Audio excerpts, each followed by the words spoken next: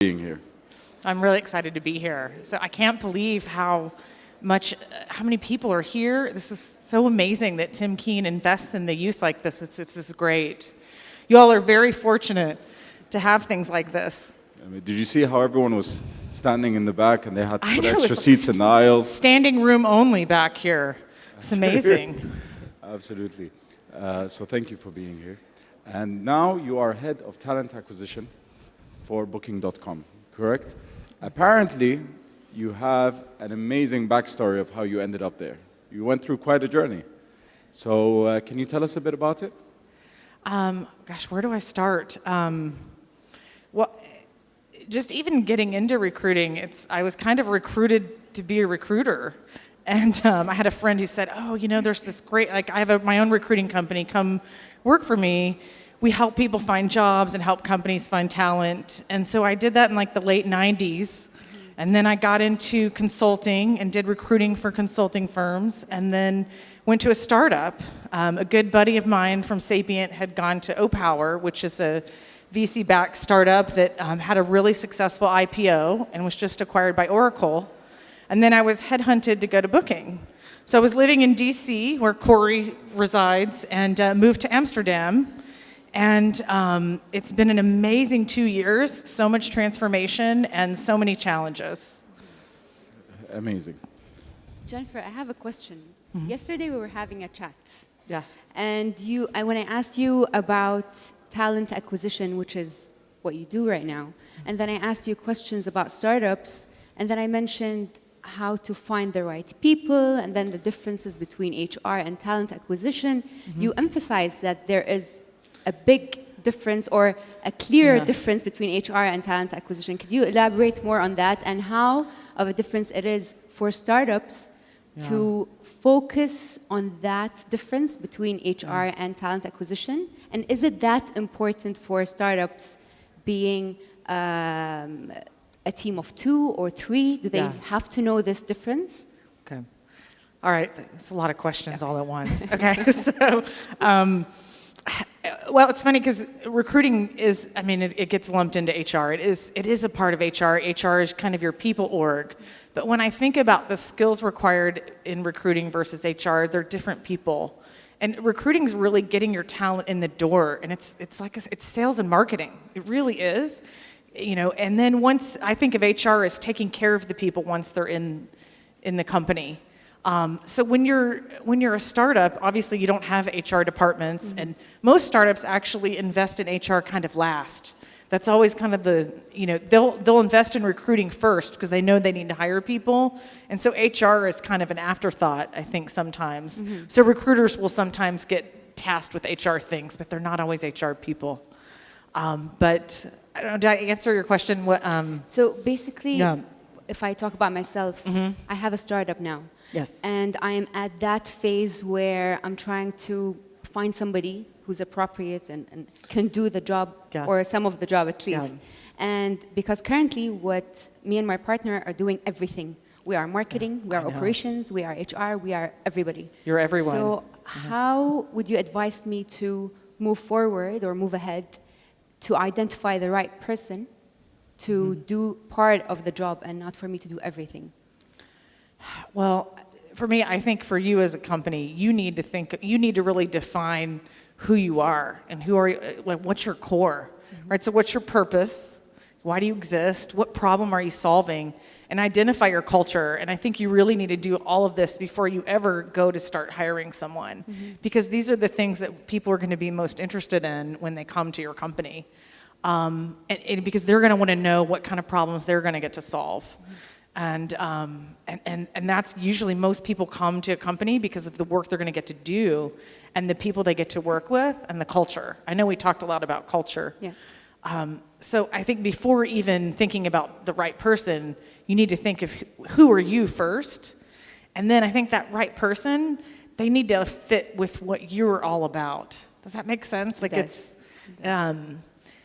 And there's so many ways to source and find talent, but I think people forget, like, they're all about, let me just find the right resume and let me email a bunch of people, or, and that's not really getting to the right people. That's kind of just spamming. You really need to connect and personalize and get to know people and have them connect with your mission and your vision.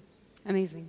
Okay, so you mentioned looking for people in different channels. So what are the channels, and then what do you look at exactly or precisely in these resumes? To me, resumes aren't that important when I'm looking for talent. They're not. It's really not. Interesting. To me, when I think of talent, talent is really greater than experience. Your resume is a summary of your experience. You can teach skills, you can teach experience, but talent's something that's innate and is special about somebody. So, yes, we all need CVs. I have one too. It's like 3 pages, actually. I was like, oh my God.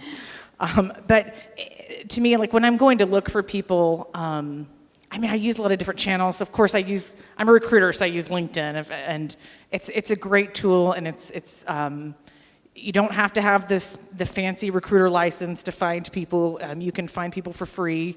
And you can even look to see, like I always look, who's looked at my profile. You can look at that feature. That doesn't cost anything. And then I look and say, oh gosh, that looks like a really interesting person. And I'll message them. I'll say, oh my God, you looked at my profile. I have this amazing job that I think you'd be a great fit for. And then have them, and usually they respond because they're like, oh my God, they know I looked at them. But that's just one way.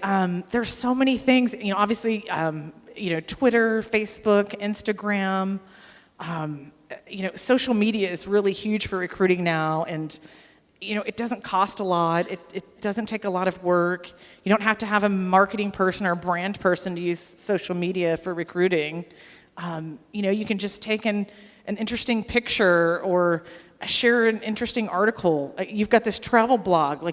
People that are interested in travel would love to come work for your company, right? There's that interest. It's not just about the skill. You want someone to be passionate about your business too. Right. And so the thing is, I was reading, or I was actually having a conversation with you, and I read some of your presentation, and you mentioned or you highlighted culture and how to fit in people within your culture. Yeah. So you are a global talent acquisition. You have so many offices. Yeah. How do you manage to bring people into your culture and have them fit within that culture?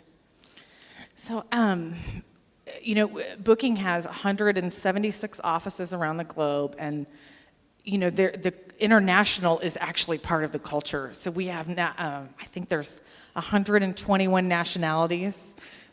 So you have to have kind of a common thread, and I think, when I think about Booking's culture, some of the things that tie everybody together is, people are super friendly and they're smart and they help each other. They do have an international mindset, so they're people are open to differences and challenges and like to learn about each other, and I think that's a special thing that makes our culture a little bit different. But also like autonomy and empowerment, these are all things that are really key to Booking's culture. People that come from a really structured company or a very hierarchical company, they tend to not fit in the culture and they struggle because you kind of walk in and you kind of sink or swim. You have to figure it out, and you rely on these amazing people to help you get through it. So it's almost kind of like this big startup from that sense. You would think after being in a company for 20 years, you would have, this perfectly built-out organization. But the growth from Booking has really just happened over the past 5 years, and so we have these challenges of just catching up. So, so you have to be able to deal with change and sometimes the unknown, and then have autonomy to really take things and do things on your own to make them happen. Wow. I have a question. Yeah. Now, let's say you put so much emphasis in hiring the right people. What happens if the way you're hiring doesn't seem to work out? You hired the wrong people. That's got to be expensive. Yeah. So what do you do to rectify that? Are you also involved in firing people? So it's funny. I love to use this quote. So I don't know if anybody knows here, but there's a famous investor, Hadi Partovi. So he was an O-Power investor, and he was a big investor in Facebook and Dropbox. And he had actually come and done a big talent presentation, and I steal his slides still to this day because they're great. But he said, hiring is $1 million decision, right? And because the mistakes that somebody, by making a mishire, it can actually end up costing you $1 million when you think about if you hire the wrong developer and they make a huge, they make a big mistake in the in the program, or if maybe you hire the wrong salesperson and they lose $1 million deal. And just even the time that it takes to even get somebody up and running, I mean, it usually takes somebody about 6 months to start being productive and showing ROI. So, if somebody's not working out, or you've realized you've made a mistake, it's better to go ahead and try to find someone else and have that conversation, And usually people know when it's not working, right? Like they know when they're not doing well, and they're probably not happy either. And you can part ways in a positive manner and help them do something else. Actually, just being in recruiting team, I have a massive team. It's 120 people. And I had somebody on my recruiting team who was just not a great recruiter, but they really had this great attitude, and I noticed they were really creative. And he's like, I really want to be a designer. And I said, okay, well, listen, I need a designer on my branding team. So why don't let's start giving you some stuff to do. So I gave this person a chance where maybe I would have just pushed them out the door. He's ended up being this fantastic designer on the team, and he's going to end up moving on to the design team for booking. So these are all things, there's different ways to look at it. People can, either you can manage them out, or maybe you figure out what they're actually good at and work with them on doing something that's maybe a better fit for them. And I was also discussing this with you yesterday because I feel it's important. Yeah. How do you avoid the feeling of failure when somebody just leaves you after investing all this time and effort? Saying this. This is really hard because I know I told her, I said, you get to where you just can't take it personal anymore. I've been managing teams for such a long time, and actually I just had somebody resign a few weeks ago.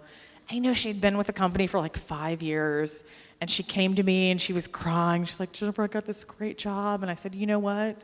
Go take that job, because you're going to learn more here. You've been here 5 years. I want you to grow, and if you don't like it, you can come back here. Like, you have to trust your people. I think leaving on a positive note, people are going to change jobs. They're going to do other things.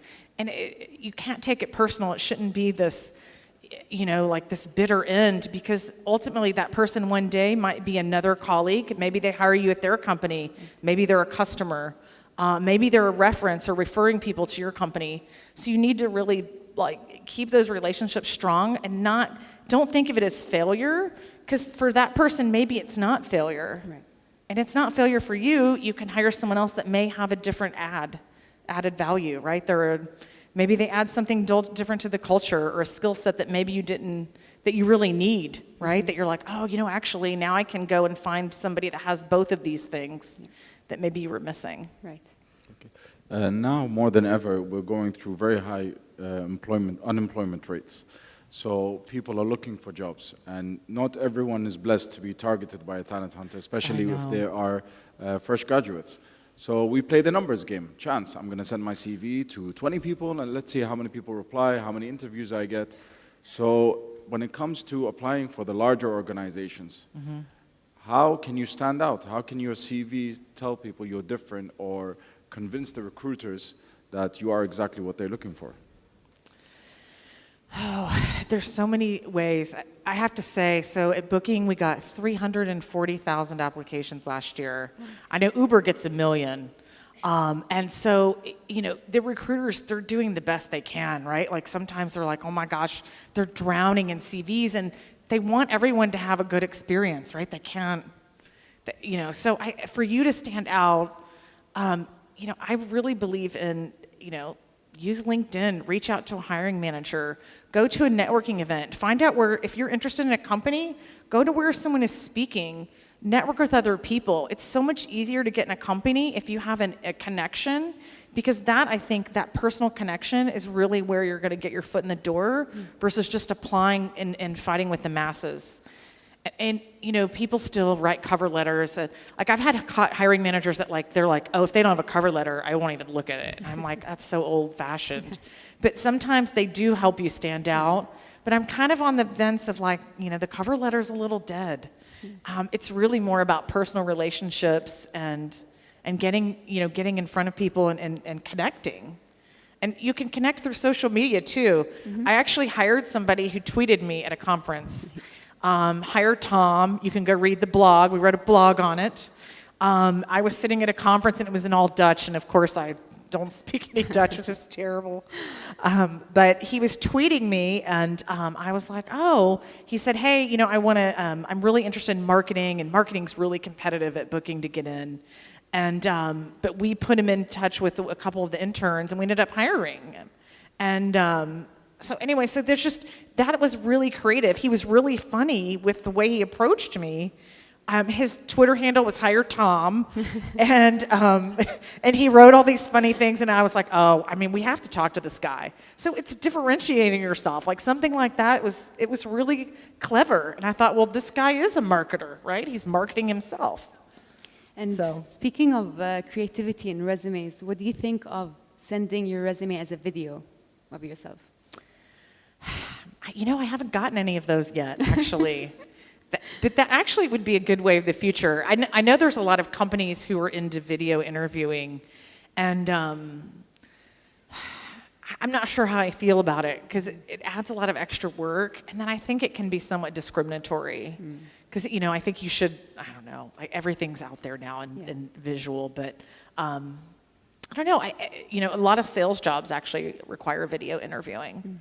I think there's pros and cons to it, so I don't know if I have a solid stance on it, but. Can you take us through the hiring process at Booking? So you get all these CVs. How do you get them? Then how do you sort them? What do you do? Just take us through the process, please. God, that's such a boring process. So people apply through our career site. We have a really robust career site. I've spent the last year working on it, actually. And, they get reviewed by a recruiter.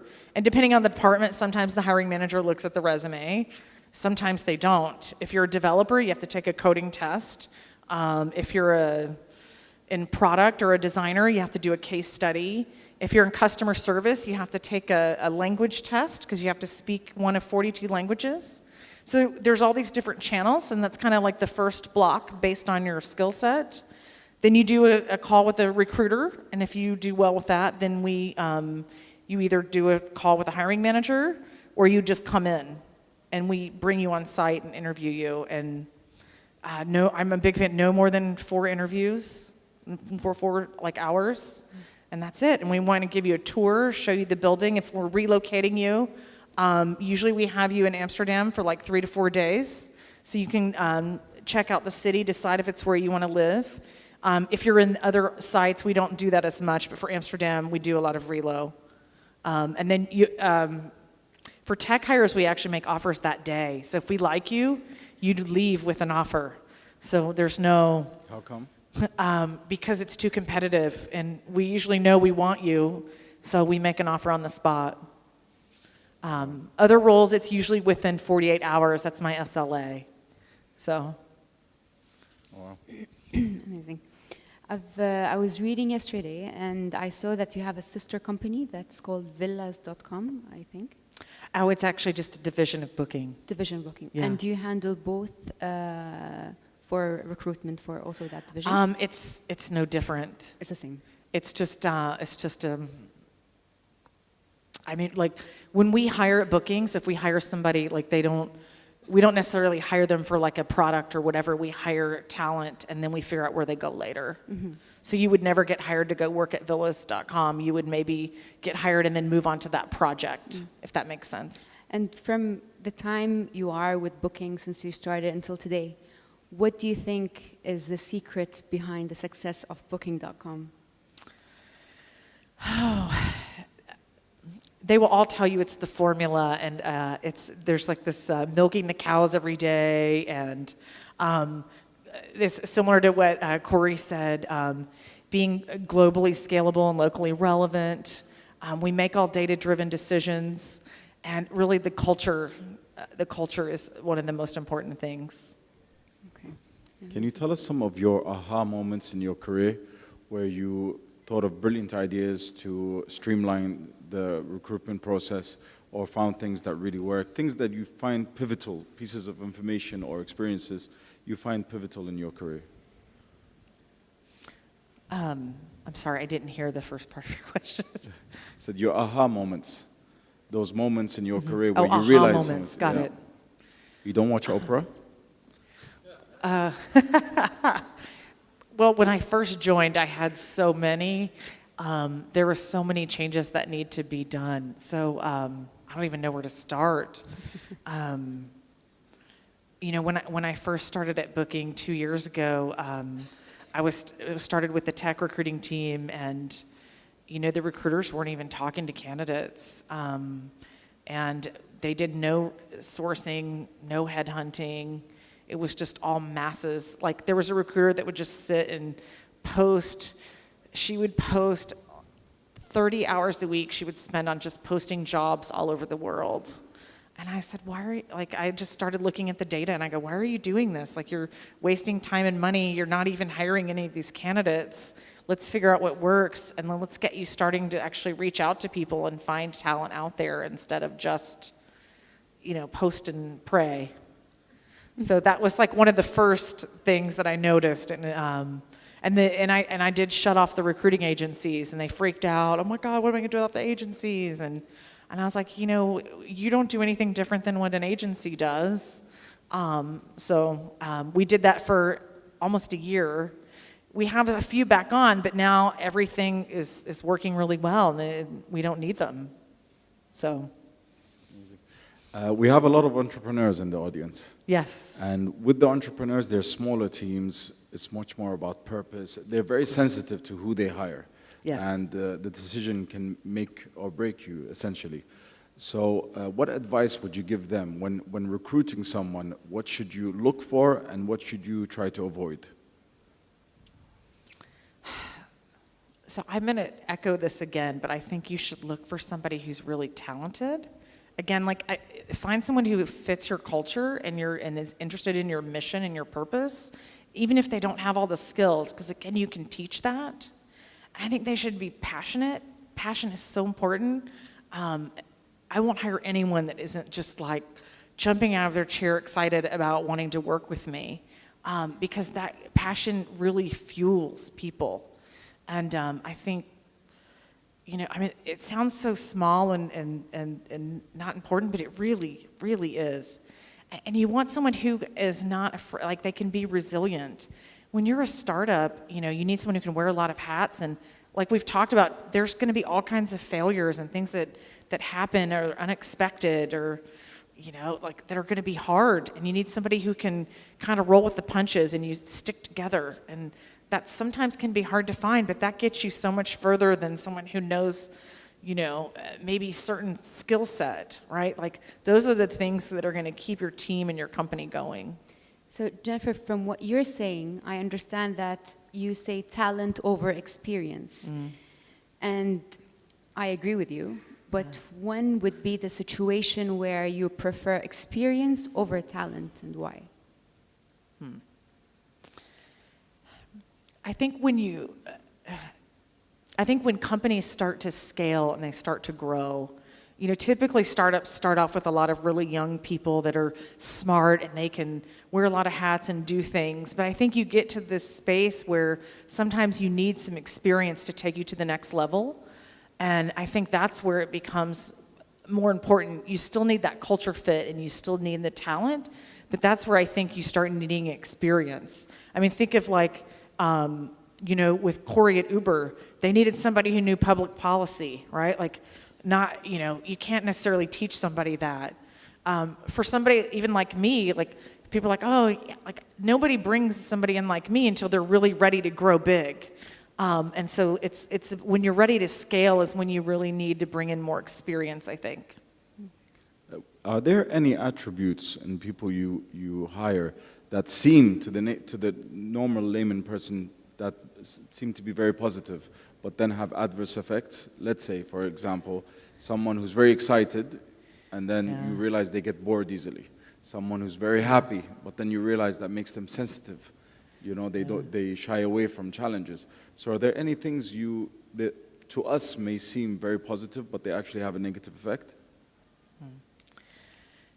think you can interview for those things, actually. And so for me, I'm a big believer in when you interview people and talk to them, you really need to kind of dig into why they do things, and they need to give you examples. It's called behavioral interviewing, and really understanding like why they made the decisions they did, how they would do things different, how do they act? Give me an example of something that was really hard for you, or something that you failed at, or how did you overcome something? Like kind of digging in and making them give you examples of how they would react to something.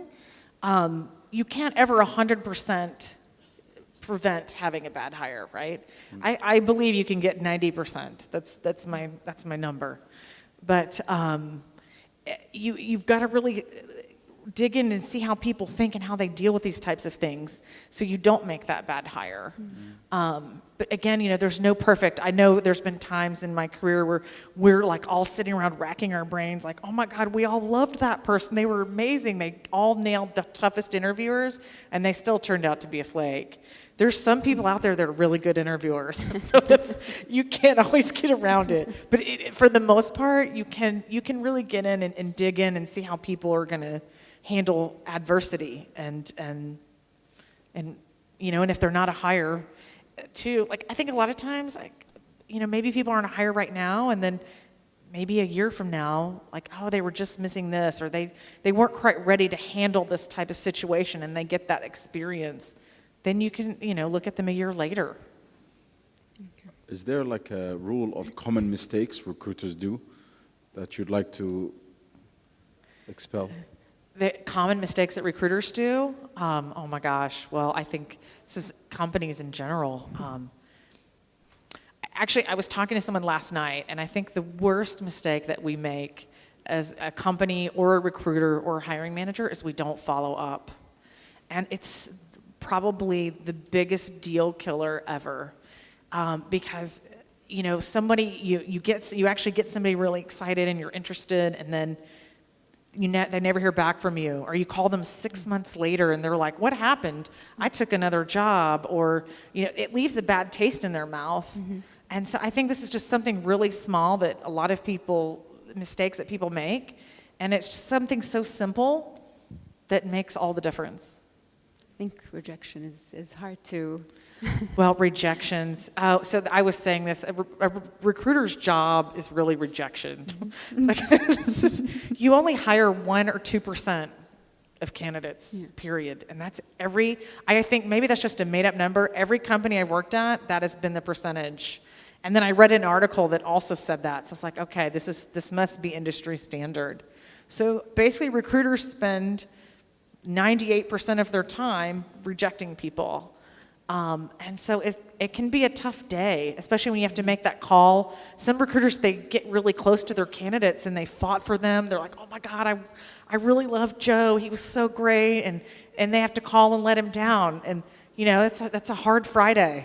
Yeah. So sometimes I feel like you have to put yourself in their shoes, because they don't always it's not always sunshine for them. They have a hard time. Yeah. Have you ever enjoyed rejecting someone?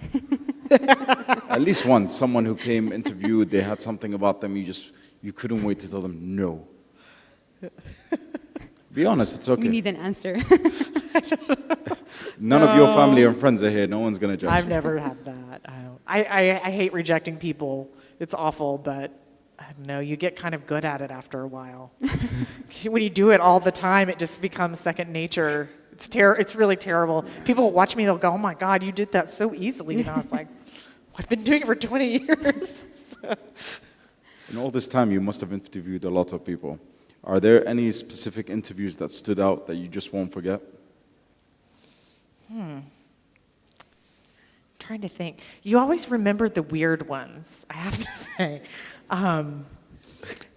There's this really funny story. So when I was at O-Power, it was like the hottest startup on the East Coast. Everybody wanted to work there. I mean, anytime we went to any like startup fest, career booth, there would be lines out the door, and we would get candidates would show up at our office with like cakes and donuts and like just to get an interview, and we would just be like, oh my gosh. And so this one girl made this wedding album, and she did herself in O-Power. It was really weird. And we had this like pluggy that was like our logo, and we'd pluggy and plugette. And she had her picture with pluggy and all the wedding dresses, did all our O-Power colors. It was creepy. We definitely blackballed her in the database. So, but it's a funny story. See, you remember these stories like that. I'm like, I don't remember her name, but if I saw her, I would, oh, that's the girl. Oh, wow. So don't do that, people. I'm going to go back and ask you about partnerships. Yes. Since we have a lot of entrepreneurs or people who seek or want to be entrepreneurs, what is your advice for them when it comes to partnerships? What should they be looking for? So I think when you're trying to make a business partnership or hiring manager partnership or a candidate partnership, you need to look at what problems you guys are trying to solve together, right? Like, that's how you make a partnership. Like, how do you guys help each other? Because you really have to work together and trust each other. And like, if I even think about like my business partners at work, you know, I can preach to them all day and offer solutions, but if I'm not actually solving their pain point and what's bothering them, I'm not really a business partner. Mm-hmm. So really understanding where the pain is and what's causing them a problem, that's really being a partner and solving that. Amazing. Thank you very much. Thank you, Thank you. Okay.